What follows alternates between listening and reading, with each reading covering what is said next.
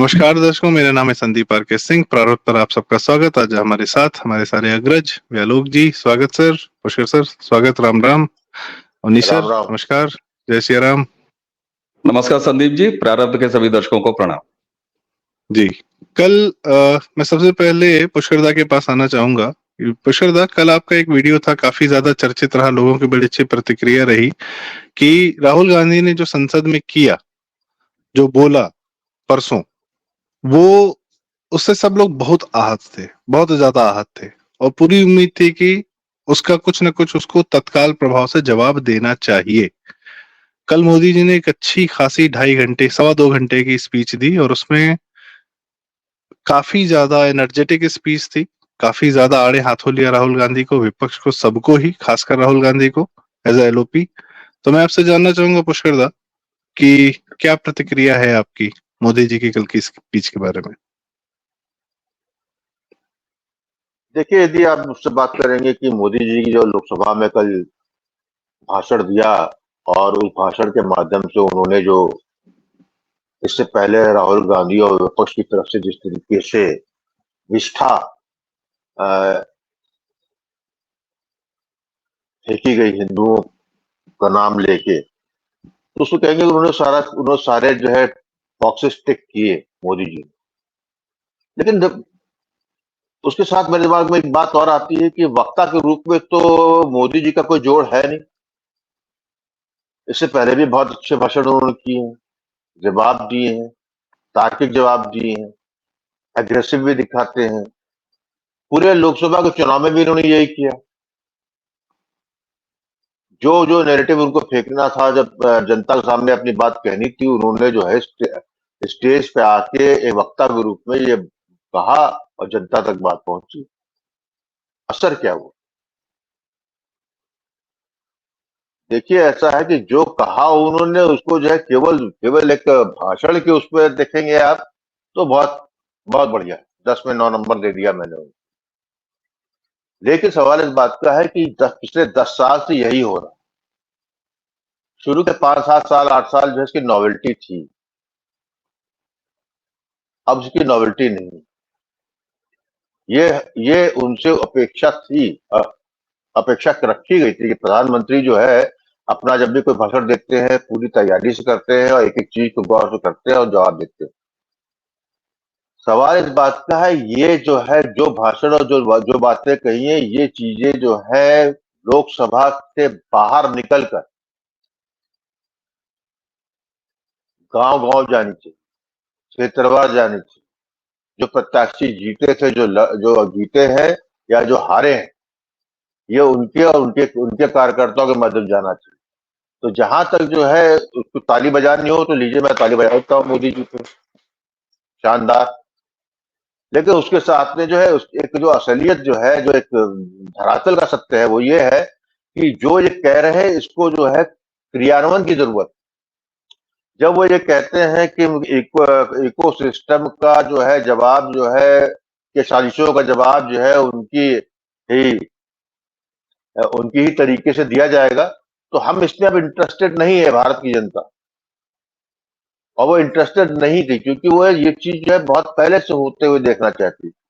आज जो है उनका भाषण निश्चित रूप से बड़ा ही ऊर्जावान है, लेकिन क्या उनके समर्थकों में, क्या उनके पार्टी के कार्यकर्ताओं में, क्या उससे ऊर्जा बढ़ी?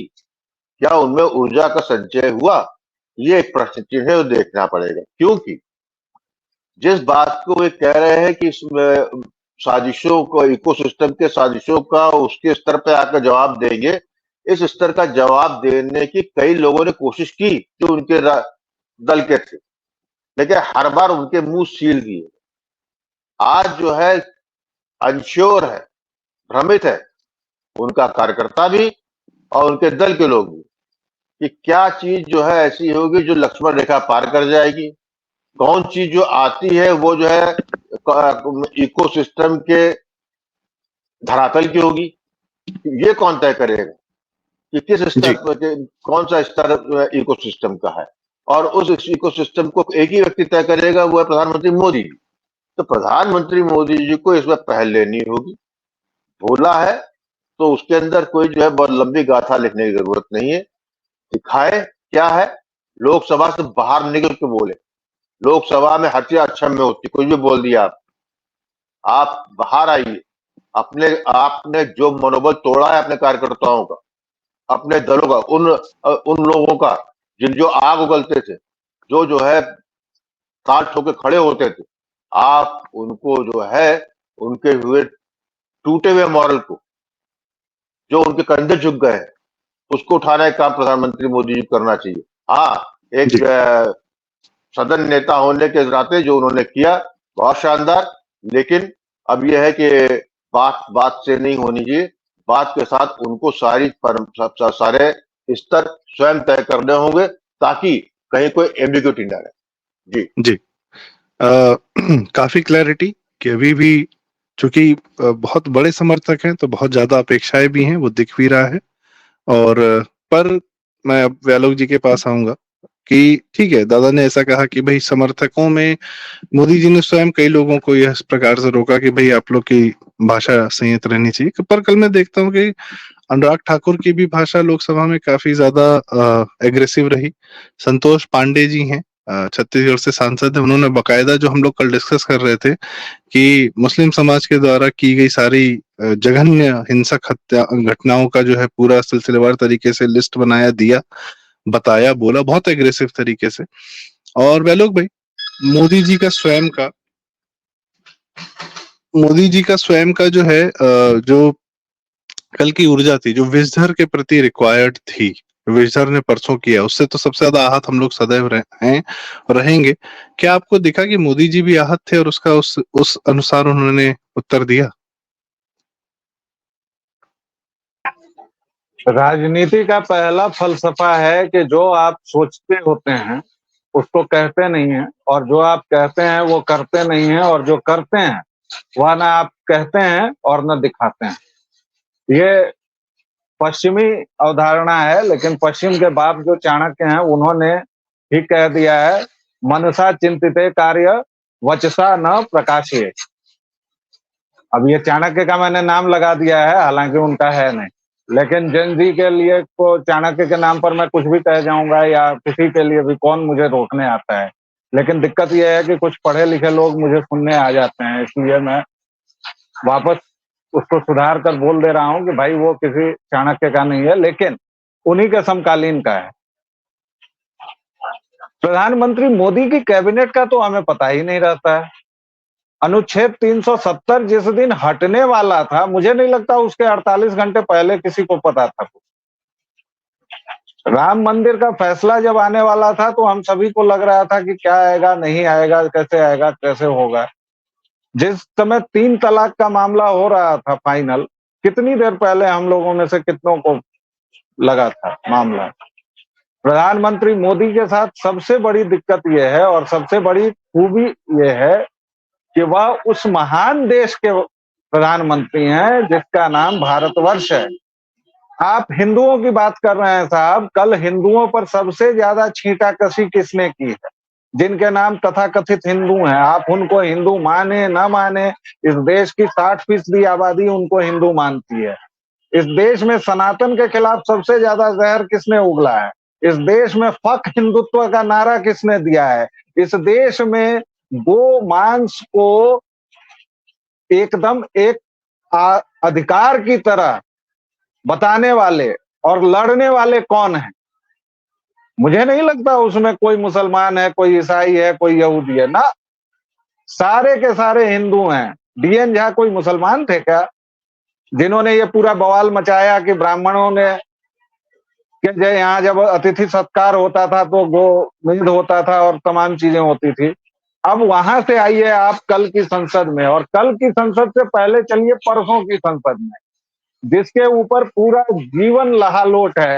राहुल की वापसी, राहुल अब परिपक्व हो गए, राहुल अब नेता बन गए हैं, राहुल अब पप्पू नहीं रहे, पप्पू पास हो गया, यही सारा चल रहा है ना विमर्श। सबसे बड़ी बात कि हमारे देश में ससुर ये पता ही नहीं है किसी को कि किससे क्या अपेक्षा करनी चाहिए। पहली बात तो जिसका जो काम है वो नहीं कर रहा है। जैसे मुझे बड़ी अच्छी कविता आती है तो मैं क्या कर रहा हूं, मैं आलू उबा रहा हूं। अवनीश जी को बहुत अच्छा खाना बनाना आता है, तो ये क्या कर रहे हैं, ये राजमिस्त्री हैं, ईंटा जोड़ रहे हैं। आपको बहुत अच्छा सिविल इंजीनियर हैं आप क्या कर रहे हैं, आप बैठ के गाना गा रहे हैं। दादा को गाना गाने आ रहा है, तो ये क्या कर रहे हैं, ये बैठ के रोटी बेल रहे हैं। पहली बात ये। दूसरी बात कि किसको क्या करना चाहिए और किसके क्या कर्तव्य हैं। कल के संसदीय भाषण कल का बहुत निराशाजनक रहा है, और परसों का भी। बात किस पर होनी थी साहब, राष्ट्रपति महोदया का अभिभाषण था, उसका धन्यवाद प्रस्ताव था, उसमें चर्चा क्या हो रही है। ऐसा लग रहा है मानो हम लोग चुनावी भाषण सुन रहे हैं, चाहे वो विषधर का हो, चाहे प्रधानमंत्री महोदय का हो। और प्रधानमंत्री महोदय ने तो कल प्रतिक्रिया में बहुत सारी बातें कही हैं, और इसलिए कही हैं कि नहीं कहते बेचारे, वो नहीं कहते। उनके शुरुआती 40 मिनट सुनिए आप, वो अपने एजेंडे के मुताबिक बढ़ रहे थे, उनको जैसा बोलना चाहिए बोल लें, लेकिन उन्होंने बाद में अपने लकड़बग्घों को कैटर किया है साहब कि अगर नहीं करेंगे तो और गाली मिलेगी। पहले ही मौलाना मोदी हो चुके हैं, मतलब मोदी मौलाना मोदी, कमाल कर रहे हैं यार। और ये हर एक चुनाव में हम लोग कर रहे हैं। क्या राहुल राष्ट्रपति महोदया के भाषण पर कुछ भी बोला है? जिस टोटी चोर नक्तेड़ यादव के भाषण की चर्चा हो रही है, उसने क्या धन्यवाद प्रस्ताव के मुताबिक कुछ बोला है? कहां कहां की लंतरानियां हो रही थी साहब। और सपा के मुखिया को बताया जा रहा है कि ऐतिहासिक भाषण हुआ है। काहे का ऐतिहासिक यार? संसद के नेताओं का काम क्या है, एक शब्द में अगर हम बताएं, कानून बनाना, देश की दशा और दिशा पर चिंतन करना, और वो भी माइक्रो लेवल पर नहीं करना है साहब, आपको पूरे देश के स्तर पर करना है। आप चुने हुए 543 पंच हैं, आप क्या कर रहे हैं, अग्निवीर शहीद, जय फिलिस्तीन, जय भारत, फलाना ढिमाका। और उस विषधर को आप कह रहे हैं कि वो ही has come to an age. अरे ससुर, 30 साल में तो अगर गधे को रगड़ा जाए ना रिन से, तो वो भी उज्जर हो जाएगा कि नहीं? तो आप कह दीजिए। और केदारनाथ में जब आप लोग जाते होंगे, दर्शक लोग, तो उनको कहता होगा वहां का अब्दुल साहब कि आइए ये घोड़ा पर चढ़ा देते हैं। घोड़ा तो होता नहीं है, वो क्या होता है, खच्चर होता है, गधे और घोड़े का ब्रीड होता है जी। तो वही काम हुआ है, गधा और घोड़े का ब्रीड हुआ। खच्चर को कल घोड़ा बता बताकर परसों से सब लोग नाच रहे हैं। प्रधानमंत्री मोदी को जो करना होगा, किन्हीं कारण से वैलोक जी का फ्रीज हो गया है। शायद राहुल गांधी का इकोसिस्टम ने कुछ आघात किया है हमारे चैनल पर कोई बात नहीं। मैं उनकी व्यथा समझता हूँ कि भाई जिसको जो करना है वो नहीं किया जा रहा है। पर भाजपा के पर्टिकुलरली जो भाषण को प्रधानमंत्री के अंदर मानता हूं, उनके के लिहाज से मैं मानता हूं कि उन्होंने किया जो उनको करना था। तो वैलोक भाई, आपकी आवाज ब्रेक कर रही है, तो मैं अवनीश जी के पास जाना चाहता हूँ। जी, तो अवनीश जी, सर आप और हम भी कल इस चर्चा को जो है मोरलेस पैरेलली ही देख रहे थे। खामी आ गई है, इस वजह से संदीप भाई शायद स्टिल हो गए हैं। नहीं, अवनीश भाई के यहाँ भी कुछ खराबी है। दादा, मेरे एंड से कुछ खराबी है क्या? हाँ, आपके एंड से कुछ इशू लग रहा है जी।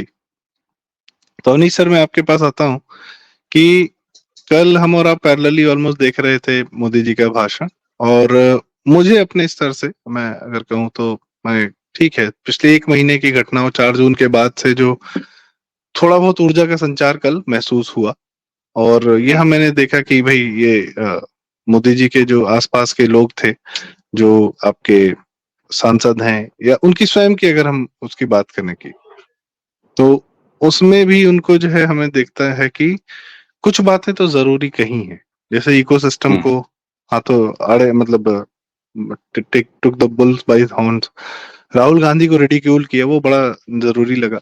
तो आपकी क्या प्रतिक्रिया अवनीश जी, कि बाकी सब लोग तो अपनी अपनी प्रतिक्रिया दे रहे हैं, जी जी, आपकी क्या प्रतिक्रिया है कल के भाषण को लेकर? संदीप जी, मैं प्रधानमंत्री को 3 बार कोट करूंगा, और वही मेरी राय है और उसी से मैं आपको बताना की कोशिश करूंगा, प्रयास करूंगा। इकोसिस्टम को एड्रेस करते हुए उन्होंने कहा कि जो जिस भाषा में समझेगा उसको उस भाषा में समझाया जाएगा, यही कहा प्रधानमंत्री ने। मेरा एक प्रश्न है, प्रधानमंत्री नरेंद्र मोदी ने 2014 के बाद से कल के राष्ट्रपति के अभिभाषण पर धन्यवाद चर्चा में बोलने से पहले तक इस तरह की बात सदन पर ऑन रिकॉर्ड कब बोली? कोई उदाहरण पिछले 10 सालों में जब प्रधानमंत्री ने यह कहा हो कि जो जिस भाषा में समझेगा उसको उस भाषा में समझाया जाएगा। ये तेवर सदन कामकाज का मोहल्ला होता है, वो भाषण नहीं होता, वो किसी कोई पॉलिटिकल रैली नहीं होती है। वहां की एक चीज रिकॉर्ड होती है, ऑन रिकॉर्ड होती है, उसको कहे हुए व्यक्ति और जिस पद पर वो व्यक्ति बैठा हुआ उस समय काम कर रहा हो और सदन में बाहैसियत बोल रहा हो, उसकी ऑफिशियल बात कही जाती है और वहीं संसद से ही सरकार के एजेंडे तय होते हैं, निपटारा भी होता है एजेंडों का और वो तय होता है। दूसरी चीज, प्रधानमंत्री ने कहा कि न मोदी डरने वाला है न सरकार गिरने वाली है। मोदी डरने वाला नहीं है, ये तो प्रधानमंत्री ने पिछले 10 सालों में कई बार बोला, लेकिन इस वाक्य का दूसरा हिस्सा न सरकार गिरने वाली है, ये पिछली बार प्रधानमंत्री नरेंद्र मोदी ने कभी बोला। और इसकी वजह इसलिए थी कि 2014 से में देश के मतदाता ने प्रधानमंत्री को इतनी पर्याप्त सीटें दी थी कि उनको यह कहने की आवश्यकता नहीं पड़ी। 2019 में वो संख्या और ज्यादा थी, 303 पर भारतीय जनता पार्टी खुद थी, नरेंद्र मोदी खुद थे, उनकी पार्टी थी, इसलिए उनको ये कहने की आवश्यकता नहीं पड़ी कि न सरकार गिरने वाली है। लेकिन इस बार 240 सीट के साथ एनडीए की सरकार का रिप्रेजेंट करने वाले नरेंद्र मोदी हाउस में उन्होंने यह ऑफिशियल स्टेटमेंट दिया और नया सेंटेंस बनाया कि न मोदी डरने वाला है न सरकार गिरने वाली है। तो अपनी सरकार की मजबूती के लिए नेता सदन यानी प्रधानमंत्री संसद में ये कह सकते हैं और इससे खुद के संगठन को मैसेजिंग, खुद के जो गठबंधन है उसको मैसेजिंग, उसी के साथ विपक्ष को मैसेजिंग और कामकाज करने वाले हर व्यक्ति को मैसेजिंग और देश को उसी के साथ मैसेजिंग, ताकि हम आप उस पर बैठ के आज चर्चा कर रहे हैं। ये बात वहां तक पहुंची। तीसरी बात, उन्होंने समाज को आईना दिखाया बरास्ता परसों राहुल गांधी के हिंदू धर्म के प्रति उनकी दुर्भावना, जो हिंसा वाली बात कही। आप जरा एक चीज बताइए, इस देश में मैंने कहा कि सरकारी कामकाज का अड्डा है संसद। संदीप जी, कोई ऐसा उदाहरण जब किसी प्रधानमंत्री ने संसद में इस तरीके से उत्तर दिया हो नेता प्रतिपक्ष का, और खास तौर से इस आरोप पर अपने हिंदू होने और पिछले 10 साल जो उनका कैरेक्टर है, जिस तरीके से उन्होंने 10 साल से अपने सार्वजनिक जीवन में अपने धर्म को, अपने आस्था को लेके वो काम, अभी मैं छोड़ देता हूं क्योंकि काम की तो मेरे ख्याल से चिंता इस देश में नहीं है। अगर चुनावी आंकड़ों और चुनावी नतीजों की बात करें तो ये तो एक दूसरा प्रश्न है। किस देश में, चाहे वो भावनात्मक काम हो जिसमें मंदिर शामिल हैं, कॉरिडोर शामिल हैं, चाहे वो भौतिक अवस्थापनाएं हो, एक्सप्रेसवे शामिल हैं, मुझे समझ में नहीं आता कि यह देश संतुष्ट किस बात पर होना चाहता है। कभी कहता है मोदी बोलते नहीं, मोदी जब बोलते हैं तो कहते हैं कि अब बोलने से काम नहीं चलेगा, मोदी करते हैं तो कहते हैं सिर्फ करने से काम नहीं चलेगा, इसको बोलिए भी, और वो सिर्फ बोलते हैं, शांत रहते हैं तो ये होता है कि आप कुछ कर नहीं रहे हैं। सवाल ये है कि मोदी कंफ्यूजन में नहीं है, वह बंदा तीसरी बार नेहरू की बराबरी करके 240 सीट लेकर सरकार बना रहा है और पिछले करीब 20-25 सालों में देवगौड़ा और चंद्रशेखर के दौर से लेकर अब तक की सबसे बड़ी सिंगल पार्टी मेजॉरिटी लेके आए हुए हैं, जिसका कि इतिहास है। क्या ये देश पिछले 30-35 साल का, मतलब 20-25-30 साल का इतिहास भूल गया क्या?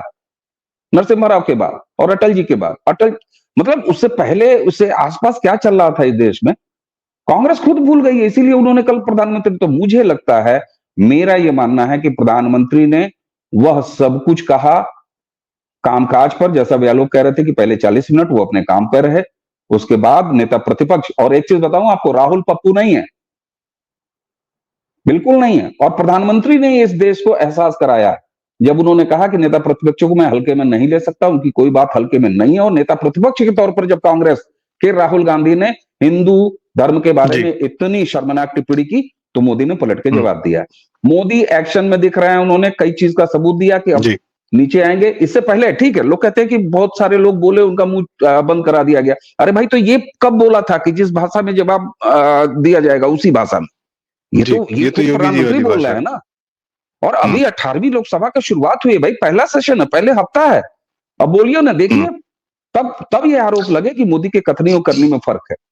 तो मोदी जी। ने गेयर चेंज किया है। दूसरी चीज, जितने आक्रामक वो पिछले अपने इंडिपेंडेंट सरकार में बहुमत में नहीं दिखे, उतना तो वो एनडीए के साथ सरकार बना के दिख रहे हैं। उन्होंने मैसेजिंग की है, इट्स नॉट ए लूली लंगड़ी काइंड ऑफ सरकार, इट्स नॉट ए जी। बैसाखी वाला सीजन, इसलिए लोग अपने जी। इरादे बदल रहे जी, बड़ी बात। और मैं इसी में पुष्कर दास से भी पूछना चाहूंगा, दादा, उन्हीं जी ने मोदी जी के हिंदुत्व पर जो उन्होंने थोड़ी देर की बात कही, और वो जाहिर सी बात है, वो बात तभी आई क्योंकि परसों राहुल गांधी ने उस तरीके के कुछ बहुत ही घटिया बातें वहां सदन में की।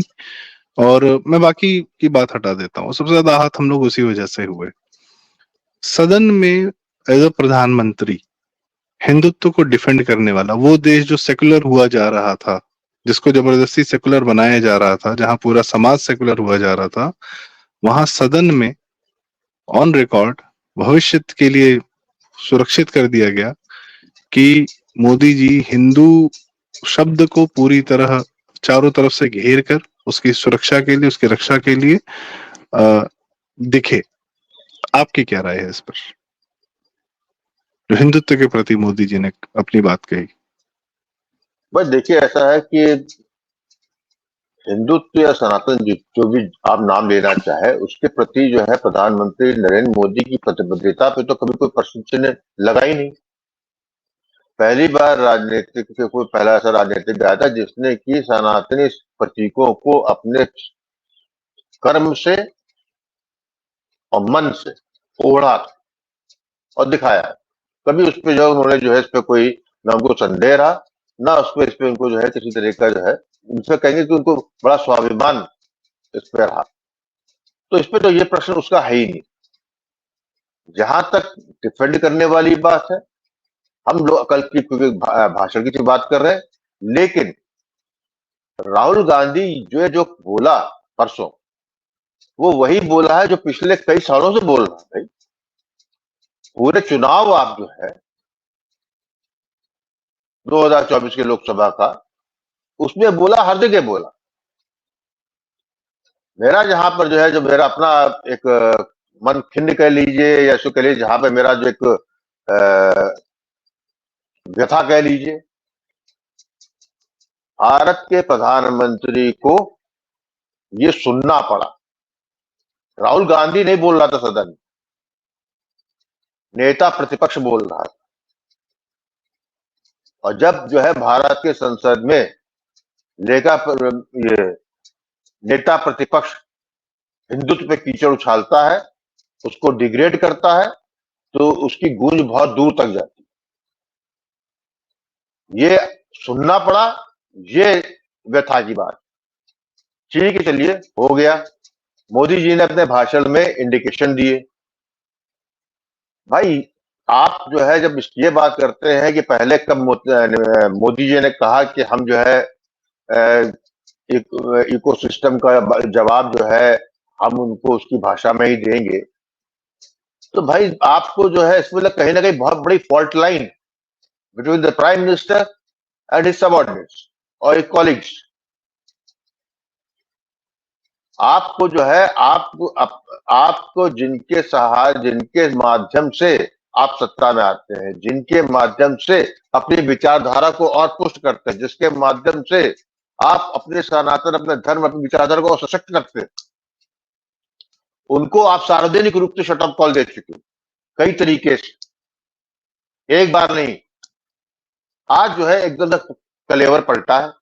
तो क्या आप सोचते हैं कि संसद में बैठ के जो प्रधानमंत्री ने कहा उसका जो है बिल्कुल स्विच ऑन हो गया और चीजें जो है उसकी करंट नीचे तक पहुंच जाएगा? बिल्कुल। क्योंकि क्या मंतव्य है, ज्यादा बड़े ज्ञानी है, दूरदर्शी भी वो है, तो मैं नहीं समझता हूं। मेरा कहने मतलब कि संसद से बाहर, लोकसभा की संसद से बाहर निकल के मोदी जी ने जो कहा, उस जिस भाषा में वो जवाब देने की बात कह रहे हैं, जब तक उनकी सरकार इस तरह के कोई प्रदर्शन नहीं करती है, तब तक अविश्वास या असहजता निश्चित रूप से बनी रहेगी। ये जो है, आपको उनकी प्रतिबद्धता पे मैं कोई प्रश्न नहीं उठा सकता, बिल्कुल नहीं। भारत प्रथम, सनातन प्रथम, बिल्कुल है। लेकिन आप कई लोगों का करियर खराब कर चुके हैं, कई लोगों को आप नेपथ्य में फेंक चुके हैं, क्योंकि वो आपके मन की बात नहीं, आपके इसके मतलब या तो आप कन्वे नहीं कर पाए अपने लोगों को इससे पहले कि वो उनकी सरकार की क्या नीति है, क्या हाथी के दांत क्या दिखाने और क्या खाने। अब आज आपने जबड़ा खोला है, तो भाई तो हम कैसे विश्वास कर लेंगे आज की तारीख में? आज फिर कोई बोल दे तो फिर निपट जाएगा वो आदमी। तो मैं जब बात कर रहा हूं कि जो कहना तो उन्होंने कह दिया, अब समय आपके पास नहीं। 10 साल बहुत बड़ा अंतराल होता है। 10 साल में मैं समझता हूं अच्छी तरीके से कि उनकी प्रायोरिटी बिल्कुल डिफरेंट थी और बहुत जरूरी था देश के लिए, लेकिन उसका नुकसान भी कहीं ना कहीं है, बैलेंसिंग एक्ट कहीं नहीं हो पाया। और ये होता है राजनीति में कि आप जी हमेशा हर जी चीज बैलेंस नहीं कर सकते हैं, आप परिणाम में जी कहीं उछल जाते हैं। तो अब आपका जी कारण यह है कि जो आप प्रधानमंत्री नरेंद्र मोदी जी ने कल संसद में अपना घोषणा की है, जिस तरह जवाब देने की बात कही है, तो भारत की जनता और उनके समर्थक विशेष रूप से वो निश्चित रूप से उस भाषा का जो है प्रदर्शित होता हुआ देखना चाहते हैं। करके देखे तो जनता जो विमुक्ति, जो अभी हमारे ऐसे लोग बैठे हैं, वो जो दुगनी होती ऊर्जा से उनका साथ देंगे, क्योंकि ये वक्त की मांग है। हर जाता हुआ पल सनातन और भारत दोनों के लिए खतरा है, इसलिए जो है उसमें देर उनको नहीं करनी चाहिए। इतना ही मैं कहूंगा। नहीं, बिल्कुल बात सही है कि सब कुछ अंततः कर्म पर ही आता है। और अवनीश जी ने और आपने दोनों लोगों ने एक बात कॉमन कही कि भाई पिछले 10 साल में उन्होंने हिंदुत्व को अपने कर्म से अपने मतलब दिखाया है कि वो मैं हूं, मैं यही हूं और यही मेरा है। और कल सदन में भी उन्होंने यही किया। और बात सिर्फ हिंदुत्व की नहीं है जो आप कह रहे हैं कि भाई कुछ लोगों को उन्होंने नेपथ्य में डाला या कुछ बातें उन्होंने कुछ लोगों को, ठीक है, वो एक समझ में आता है कि हर जगह आप अभी अभी सत्ता में आए हैं, आप लंबे समय तक सत्ता में रहना चाहते हैं, तो संयत भाषा जो है एक उसका बहुत बड़ा जरूरी अंग है। अगर आप लंबे समय तक सत्ता में रहना चाहते हैं तो आप संयत होते हैं, तो दूसरा विपक्षी जो है वो फिर अपने कपड़े खुद फाड़ने लगता है, ऐसा लगता है, कई बार दिखा भी है। तो खैर ये एक उनका अपना एक 10 साल का रहा। पर हाँ, मैं उन्हीं जी से पूछना चाहता हूँ कि सर 10 साल का पिछला जो भी रहा उनका व्यवहार और पिछले 1 महीने में कोर्स करेक्शन की बार बार मांग हुई कि भैया ये संयत व्यवहार अब नहीं चलेगा, नहीं चलेगा, नहीं चलेगा। तो अब आप क्या उम्मीद करते हैं कि शब्द जो है कल के स्पीच के किस प्रकार से कर्म, आपने सही कहा कि भैया अभी 1 ही महीना हुआ, अभी देखिए सरकार क्या क्या करती है। अगले 6 महीने का प्लान है उनके पास, बड़े फैसले लेने का उन्होंने पहले ही कह रखा था। क्या उम्मीद करते हैं सर कि क्या ये परिणत होगा या ये सिर्फ कल जो अभिभाषण था, अभिभाषण की खाना पूर्ति की गई है? सर 10 साल मोदी जी के काम करने के तरीके को देखने के बाद अगर किसी मन में ये मुगालता पल रहा हो कि साहब ये सिर्फ कहने की बात है, क्या जुबानी जमा खर्च है कि एक्शन में भी दिखाई देगा, तो मैं फिर वही बात अपनी दोहरा देता हूं। 10 साल हो गए मोदी को बोलते हुए, 10 साल हो गए मोदी जी को सरकार चलाते हुए। ऐसा पिछली बार कब इन्होंने बोला है? कभी बोला है? तो इसलिए आप देखिए ना, आपने ही नाम गिनाया संतोष पांडे कल सदन में, क्या उन्होंने बोला नहीं? जिसको जिस भाषा में समझ आएगी उसमें जवाब दिया जाएगा। तो संतोष पांडे क्या कर रहे थे सदन में? निशिकांत जी क्या बोले हैं? अनुराग ठाकुर का आपने नाम लिया, क्या बोले हैं? संबित पात्रा ने सदन में क्या बोला है? और सर लूज टॉक से तो बचना ही होगा ना। बहुत सारे लोगों को ये लगता है कि इसमें कोई मतलब ये तो सौभाग्य होगा किसी पार्टी का कि भाजपा के पास इतने प्राइम मिनिस्टर कैंडिडेट रहे हैं हमेशा से, और कोई नई बात नहीं है। जब अटल जी थे तो PM in waiting Advani ji थे, तो भाजपा का ये सदकर्म रहा है कि उसके पास जो संगठन ऐसा रहा है कि उसके पास तमाम विकल्प रहे हैं। आज योगी जी की बात चलती है, बहुत सारे समर्थक जो है, हम ही राष्ट्रवादी समर्थकों में से लोग कहते हैं कि नहीं नहीं अब मोदी जी चले जाए, अब योगी जी आ जाए, योगी जी का तेवर, योगी जैसे बोले हैं, योगी जी टाइप बोले हैं सर। योगी जी मुख्यमंत्री होने से पहले 2017 से क्या क्या बोलते थे और मुख्यमंत्री होने के बाद क्या क्या बोलते हैं, दोनों में फर्क अगर जो मोदी को योगी जी को 2017 से पहले अगर फॉलो कर रहा होगा तो वो जानता है कि किन किन चीजों से अब वो परहेज करते हैं, कि वो संवैधानिक पद पे हैं। सर लूज टॉक संवैधानिक पद पर बैठा हुआ व्यक्ति नहीं करेगा, लेकिन जिस भाषा में समझेगा, तो भाषा का मतलब हमेशा लूज टॉक थोड़ी ना, कड़ी भाषा का मतलब किसी की आदरणीय माता जी को प्रणाम कहते हुए एक दूसरे भाव से अपनी बात पहुंचाई जा सकती है, जो कि एक भद्दी गाली देके भी नहीं पहुंचाई जा सकती है। सर तो दादा ने कहा कि मोदी जी संवाद के धनी व्यक्ति हैं, कोई दिक्कत नहीं है, लेकिन यह मैं साफ तौर पर मानता हूं कि नरेंद्र मोदी ने ये मैसेजिंग अपने लोगों की हो, जिनको संसद में, जिनको बाहर, जिनको प्रेस कॉन्फ्रेंसेज में, जिनको टीवी चैनल की बहसों में, जिनको कंटेंट क्रिएशन में, जिनको लिखने में, जिनको बोलने में, गोष्ठियों में, वह मैसेजिंग दे दी है कि जैसे विपक्ष व्यवहार करे उससे नाक से नाक लड़ा के बात होनी है, उसी भाषा में बात होनी है। यह महत्वपूर्ण है कि समझाना सबको है, मोदी जी ने ये कहा है, यानी समझाना सबको है, छोड़ना किसी को नहीं है, हर व्यक्ति को समझाना है, चाहे वो राहुल गांधी नेता प्रतिपक्ष के तौर पर। मैं तो इसे संसद वाला अराजक, एक नॉवेल पढ़ा था सर हमने, वर्दी वाला गुंडा, संसद वाला, ये नहीं चलने देंगे मोदी, साफ तौर पर कहा है। और मेरे धर्म पे आएगा तो छोड़ूंगा नहीं। नरेंद्र मोदी ने जो जो शब्द कहे हैं अपने धर्म और हिंदू धर्म को लेके, मैं ये नहीं कहूंगा इस देश के हिंदुओं के ठेकेदार लिए नरेंद्र मोदी, कृपया करके नरेंद्र मोदी को इस देश के हिंदू का ठेकेदार मत बनाइए, वो एक नेता है, मत बनाइए, प्लीज मत बनाइए। हिंदू राजा भी कभी कहा गया था 10 साल पहले, लेकिन बात यहां 10 साल में संबंध यहां तक चले आए हैं। तो सर उन्होंने अपनी मैसेजिंग दी है, लाउड एंड क्लियर दिया है, और विपक्ष जो कि अपनी हार को, उन्होंने कहा ना, वो लाड़ प्यार वाला बच्चा जो है उसको अल्ले अल्ले करके सब लोग जो है उसका मुगलते में खिला रहे हैं, उसको बच्चा भी कहा, खतरनाक इरादों को भी एड्रेस किया, अपने काम भी गिनाए, और ये भी कहा कि सरकार चलने वाली है।